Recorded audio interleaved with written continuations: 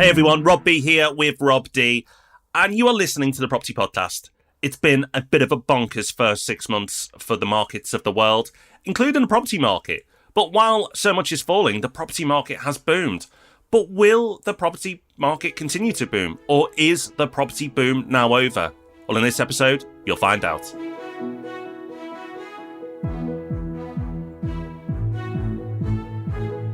Welcome to the Property Podcast. Thank you for joining us. This is the show where we take time out for advising a multi-million-pound property fund, which you can find out more about at portfolio.co.uk, and we share the knowledge that we've gained from doing that with you for free.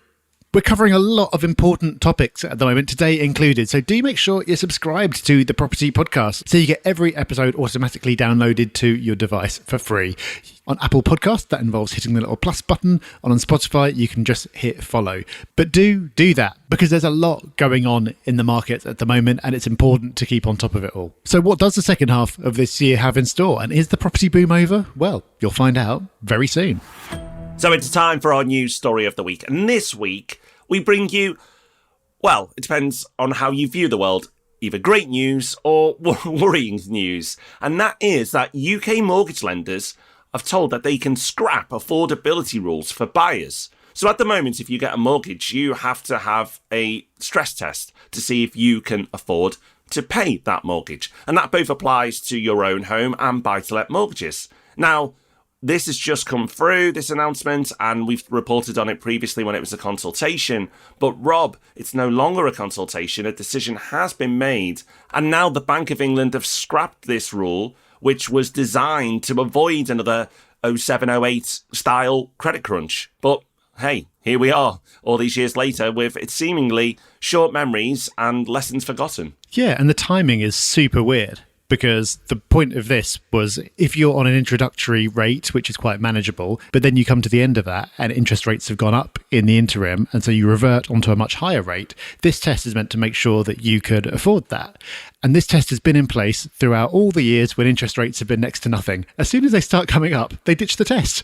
It's just all in all quite strange. So the loan to income limit is still there. That's the other test. So lenders can only write a limited number of mortgages above 4.5 times salary. But the interest stress test has been removed. And I don't know quite what to make of it, Rob. It's kind of bizarre because when we've looked back at previous property cycles, we've said that lessons get forgotten as we come into the boom phase of the cycle. And wherever has gone before, that economic memory, as we've kind of referred to it, I don't know if that's an official term, but that economic memory of the consequences on our previous actions is forgotten. And although we've talked about that happening again, it's kind of weird to see it playing out. Now, it's very early stages at the moment. So what we'll do is we'll cover this story in more detail as we get it in the market update next week. So make sure you join us for that one, because this could have a huge impact on the property market. Just before we get into our main topic this week, Rob, a bit of news on the Portfolio app, because we've just made investing even easier. Yeah, it's brilliant having an app because a bit like a property, you can keep doing it up. And that's what we've been doing with the Portfolio app. And we want to make it even easier to become a property investor. So we've introduced Apple Pay. We'll eventually bring Google Pay in. But for those who have an iPhone, you can now use Apple Pay to deposit your funds to allow you to invest, which means that it's just like swiping a finger. That's just bonkers. That's how easy it is now to become a property investor. You swipe a finger. So if you want to find out more about Portfolio, head over to portfolio.co.uk, where you can get more information and join the waiting list if you want to. Well, here we are. Somehow we're halfway through 2022. How did that happen? It's gone so fast. Maybe part of the reason it's gone so fast is it's been such an interesting year. Interesting isn't always what you want as an investor. And there's been lots of unpredictable things going on, which may be making our predictions from the start of this year look a little bit daft. I don't know. But now we're at this halfway point. It seems like a good time to take stock, see where we're up to, see how those predictions are holding up. And then, Rob, get into the question that everyone seems to be asking at the moment and try to give an answer to it, which is the property boom over? Yeah, of course, everyone wants that answered. And we will get to it. But I think it's worthwhile just looking at what's happened in the first half of this year. And by looking at what we predicted and what actually happened, it'll be an interesting recap and you might get to laugh at our expense. So let's do it. So Rob, let's start off with an area that we've been pretty good at over the years, which is picking the top 5 cities to invest in. So we use the home track data for this, and they report on the growth in these cities. You picked out Liverpool, Manchester, Nottingham. I picked out Liverpool, Manchester, Derby. How are we getting on? Are they near the top? They're at the top, Rob. We can only get the last 12 months from home track, can't get just the last 6. But Liverpool, Nottingham, Manchester currently make up the top 3. You threw Derby into the mix. That comes up in a different set of data, which hasn't been updated since March. So we can't say how that's doing now, but it was doing very well back in March. So yeah, so far our track record is looking safe there at least. Excellent. So let's stick with property, as we are the property podcast. We also looked at the overall UK growth. I said 8%, you said 6%. Obviously, we're only halfway through and data lags, but we have data up until the end of May. How are we doing? Well, year to date, according to Nationwide, prices are up 4.8%, and that was for the first 5 months of the year. So judging by that, if we keep up the current rate of growth, then we've both gone slightly too low, although you're pretty close. But the big question that we're going to be answering in the second part of this episode is, well, is the boom over? Is that rate of growth going to drop, or are indeed prices going to drop, and we're going to end up with less growth over the whole year than we've got for the part year right now? So the jury remains out on that one. But so far, if you assume that the rest of the year is going to carry on in the same kind of way, then we're doing all right. Cool. So let's rattle through the rest. We said London would grow by 4%. We're about halfway to that number, so that's looking good. Inflation, Rob, we said at 5%, which sounded high at the time and probably felt high, but if anything, it looks like we're going to be undercooking that one. And it probably will end up quite a bit higher. We will see. Still 6 months to go. Base rate, interesting. You said it would stay under 1%. I was quite broad with my prediction. I said the base rate would rise. So it definitely has risen, but it is over 1% now. Interest rates currently are at 1.25%. So, Rob, it might come down. You never know. So you're only wrong at the moment. Doesn't mean you're going to be wrong at the end of the year. We will see. The FTSE. Wow, what a year that's had. I said at some point it would be 10% higher than where it started.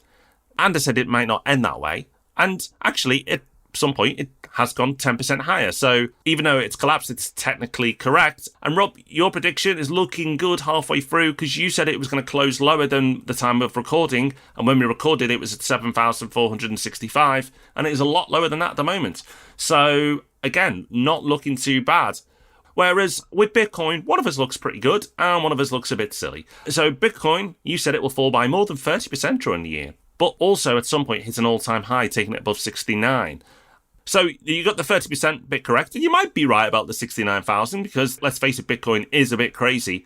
I thought that at some point it will hit over 80,000, which is probably why we're called the Property Podcast, not the Bitcoin Podcast. But you never know, it might still happen. Bitcoin is a bit nuts. And you know, Rob, I think it might be worth doing a podcast on Bitcoin again. We did one last year, which proved popular. But the reason why I think we should cover it is because a lot of the beliefs around Bitcoin and some of the other cryptocurrencies have kind of been shattered.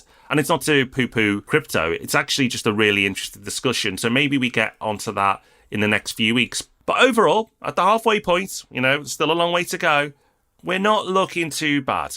No, not at all. Given how weird this year has been, I was actually afraid looking back and thought it could be a lot worse. But there is still half a year to go. And of all the things that we've spoken about where people will be wondering what the rest of the year has in the store, well, the most important, the one they're going to care about most is house prices. And house prices probably do get fixated on too much. There are other things that are probably equally important or more so, but it makes sense. It's the big headline number. So of course, it's being spoken about a lot. And at the moment, the big question is, we've had a bit of a boom. Is it over? Is this it? The boom kind of took everyone by surprise when it kicked off. Very few people thought that a pandemic and shutting down the economy would be the trigger for property prices to go on an absolute tear, but they have done. But is this the peak? That is the question that people are asking and that we're going to attempt to answer. Well, shall we start, Rob, by running through why people are asking the question in the first place? If everything was just wonderful and house prices were doing well, no one would question it. But there are clearly reasons why people believe that house prices may start to suffer. Absolutely. Well, everyone's talking about inflation at the moment. Some people are writing books about inflation, and the concern around inflation is justified because it's super high at the moment. And that means there's a squeeze on people and their ability to spend. And if people spend less, then you have a slowdown, which can result in a recession. We are not technically in a recession yet, and it may or may not happen. But you can understand how people are coming to the conclusion that a recession is on the way. More related to property, if wages fall in real terms and interest rates are going up, which they are, then people may not be able to afford the large mortgages that they have. And again, that could cause house prices to fall. And of course, Rob, with all the talk of recession, there's also the media covers the stock market a lot because it's so volatile and there's so much happening right there. And what is happening is the markets are falling dramatically across the world.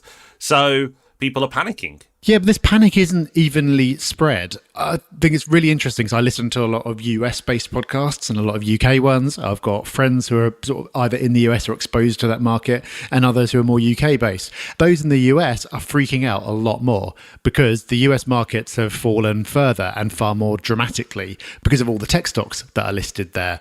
Also, early-stage investment in companies in the US is a really big deal, and valuations of privately held companies are falling. People who are exposed to the tech sector for employment are worrying in the US because lots of big companies are cutting headcount or slowing down hiring. So I think there's a lot more general kind of world is ending type feel in the US, which could spill over into the US housing market. Whereas in the UK, I don't know if it's just me, Rob, but I don't tend to come across people who are talking about the FTSE falling from 7,400 to 7,000. It just doesn't seem like that big a deal to people. No, you're right. It's not getting as much conversation. I think we're both probably exposed to more worldwide content, and we probably follow this more closely than the average person. Us ourselves are not panicking. We'll come on to that and why. But it's interesting to watch the behaviour of the masses. And like you say, in America, they certainly are fearful at the moment. But if a recession happens, does that mean house prices will fall? Well, no, not necessarily, because history shows us this. We've had multiple recessions over the last 25 years, many more over the last 100 years. And sometimes when there's a recession, property prices fall. But most of the time, they don't. And this is because it normally takes a severe recession for the property market to be hurt. So if there are mass job losses or major wage cuts, then that certainly could impact the housing sector. That's not happened yet. And in fact, the job market currently in the UK is ridiculously strong. Super strong. The strongest that I've ever remembered it in being in business in over a decade. I've never known it to be so strong. So it's actually quite far away from that point at the moment. And Rob, ultimately, what I'd class as a normal recession in itself doesn't really mean anything. And this could be just a normal recession, which we've had so many times before. Exactly. We've said it before, but recession is one of those words that just makes everyone panic. It sounds like a scary word. We have to look beyond the word itself and see what it actually means. So if we do technically have a recession from here and output falls slightly for a couple of quarters, which is what the definition of a recession in the UK is, if unemployment stays low and wages aren't falling dramatically in real terms, then it's probably not really going to make any difference to anything. Especially in terms of house prices. You kind of hinted this already, but there needs to be a trigger. There needs to be a reason why they would fall. And one of those triggers could be generalized panic, a change in sentiment. But I think, as we've already said, that seems unlikely unless you have like a major recession. Another one could be forced sales. That's a big one that would really make a difference if people start getting their houses repossessed in large numbers. But based on what we believe is going to happen with interest rates and based on how actually responsible lending has been since 2008, it looks like we're a long way from that happening. Then the other reason is wages. It's wages that underpin people's ability to pay their mortgage and pay more for houses. And interestingly, so far, wages are just about keeping up with inflation. So people's income in real terms isn't falling, even though inflation is really high. So according to the latest ONS release, which goes up to April, growth in total real pay was 0.4%. So after stripping out inflation, people's pay has very slightly gone up. Now, that doesn't mean that they will do in the future. It may have changed since then. But the point is, people's incomes aren't dramatically falling. At the moment, they're not falling at all. And Rob, this for me ties back into what you were saying about the job market. In the current job market, I don't know why the market is so strong. I don't know why the number of vacancies is higher than the number of applicants for basically the first time ever. But that is the situation. Employees have the power. They know they have the power. And they also know that there's really high inflation at the moment. So they are going to be demanding higher wages as a result. And that is bad news for the Bank of England, who want inflation to come down because it actually contributes to inflation, but good news for the housing market because it provides an underpinning for people to pay mortgages on prices not just at their current levels, but even at higher levels if wages keep going up as well. Something else we need to take into consideration is that inflation is really high and property prices are doing strong as well. But actually, when you minus off the level of inflation, property prices are growing, but it'd only be up by a few percent year on year. It wouldn't be as big as it looks if you netted off inflation, the price of everything going up. And actually, that is really interesting when you do consider that, because it's not something that's talked about. But I think the big one for me, Rob, and this is something, again, that I'm not hearing people talk about, is that it's so easy at the moment to take debt on and take cheap debt, whether in the housing sector or beyond. There's just a lot of money in the markets, and that could be consumer debt, which unfortunately is plentiful. And of course, it's also easy to take on debt as a consumer as well at the moment, which I'm not saying that's necessarily a good thing. It's just the case. So the fact that it's pretty easy to obtain a mortgage on a property, if you are doing commercial deals in property, it's easy to attract funding. As a consumer, if you want to do some buy now, pay later on your purchases, that's easy to do as well. The last time we had a major property recession, we had a credit crunch. Credit disappeared. It is not disappearing. In fact, if anything, it's increasing. So with a very strong job market in the UK and debt being plentiful, I think all signals are pointing to, Rob, that this year we are going to end up on property prices. It may slow down or not grow as fast as the first 6 months, which would really suit our predictions if that was the case. But I still see it growing in the second 6 months, and there's nothing in the data at the moment that's indicating that that's going to change. I think that's right. And I think there's a lot of room between prices growing really fast and prices falling. And I think it's likely that the rate of growth will slow. But so far, from everything we've talked about, there's a lot of support, and it's hard to see anything that's going to trigger an actual fall in prices. So really, I think if we're looking at this question, like, is the property boom over? Then what we're sort of asking in another way is, are we in an unsustainable boom? Or to put it another way, have we been in a bubble, and is that bubble going to burst? And if you go back and look at some historical data, I think that's very clearly not the case. So, for example, take the 5 years leading up to the 2008 crash. Over those years, there was an average of just under 10% growth per year. So property growth prices grew by 50% over 5 years. That's a lot, but okay, property prices are doing that now. So does that mean we're heading for another 2008?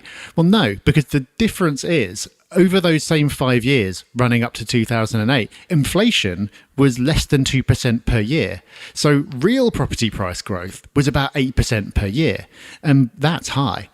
Now, like we've said, what is real property price growth? It's hard to say, but it's going to be like, a couple of percent maybe?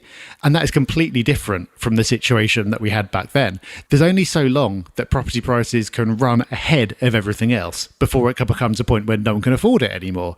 But at the moment, property isn't running ahead of everything else. Everything's running really fast. So for me, when you take that into account, that really changes the picture. It's really easy to see headlines about property prices growing at 10% a year, go, this can't last.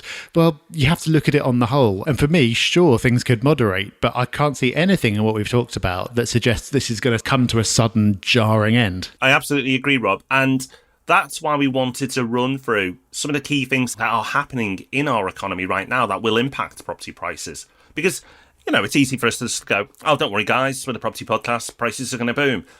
We're not that podcast. We are now because that's what's happening. But that's not the drum we've been beating for the last 8-9 years, however long we've been podcasting. We've talked about what's happening in the market right now. And right now, even though there's a lot of other things to distract us in the world, property is still booming. And based on everything we've discussed so far today, it looks like for the time being, that's going to continue. May not be as strong as the first 6 months, but everything's pointing towards house price growth for the second 6 months. But of course, at the end of the year, we will review and we keep you updated every month in our market updates as well. So hopefully that's reassured you. hopefully you feel a bit better now about what you're doing, the investments you're making. And let's face it, if you've been invested in property for the first 6 months of this year or the stock market, I know which one I'd prefer. Now it's time for Hub Extra, the part of the show where we'd like to give you more. And remember, that's backed up by our email that goes out each and every Friday, which we aim to make the most valuable email in your inbox each week. Sign up to the Property Hub website for free to get that email. But let's give you something now. And Rob, I love it when you've got a book recommendation. You've reassured me that it's not your book and it is something new, but you've not told me what it is. So please reveal to me and everyone else. I will. This is a book called 4,000 Weeks by Oliver Burkeman. And it's got that name because 4,000 weeks is roughly 80 years. So if you've got a pretty good lifespan, that's the number of weeks you can expect to have to live, which is kind of pretty scary to even think about. But the fact that I find that scary to think about is kind of why I wanted to read the book, and I enjoyed it because it's a time management book, but with a twist. But the twist is it's about realizing that you can't manage time. You can't do everything. You'll never get to the end of your to-do list. Nothing will ever be perfect. And it's about learning to be okay with that rather than trying all kinds of tips and tricks and hacks to do more. And so your life will suddenly be better at this magical point in the future. It's a wonderfully written book, and it's also pleasingly short. So it's under 6 hours on audio. Rob, I know you said that you'd been through an epic book recently, so maybe this could be a good follow-up for you. But I really, really enjoyed it. I found it enjoyable and useful and reassuring all at the same time. And I'm probably going to give it a reread at some point in the future as well. So it's a strong recommendation. Brilliant. I'll get onto that. And yes, some of the books I've read recently felt like they went on for 4,000 weeks. So a 6-hour one is quite appealing. I'll give that a go. Well, that is us done for another week. We're 6 months in. It's been a super interesting first 6 months of the year for property and beyond. And you know what? If the next 6 months for the world are a little less interesting, that's probably a good thing. But whatever happens in property or the economy over the next 6 months, you know we've got you covered. And we'll start doing that with the market update next week. With so much going on, you will not want to miss it. We'll see you then. Bye-bye. Bye-bye.